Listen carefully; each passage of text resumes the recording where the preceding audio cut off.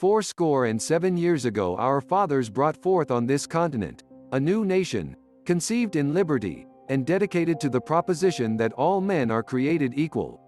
Now we are engaged in a great civil war, testing whether that nation, or any nation so conceived and so dedicated, can long endure.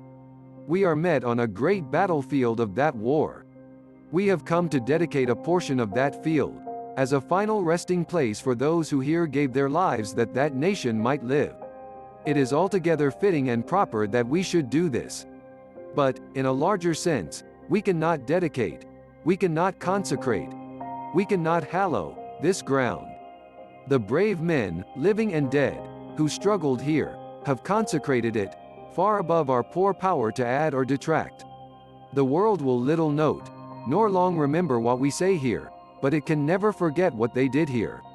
It is for us the living, rather, to be dedicated here to the unfinished work which they who fought here have thus far so nobly advanced.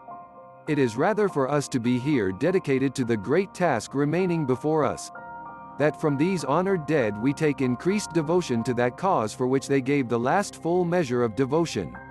That we here highly resolve that these dead shall not have died in vain. That this nation, under God, shall have a new birth of freedom, and that government of the people, by the people, for the people, shall not perish from the earth. Abraham Lincoln, November 19, 1863.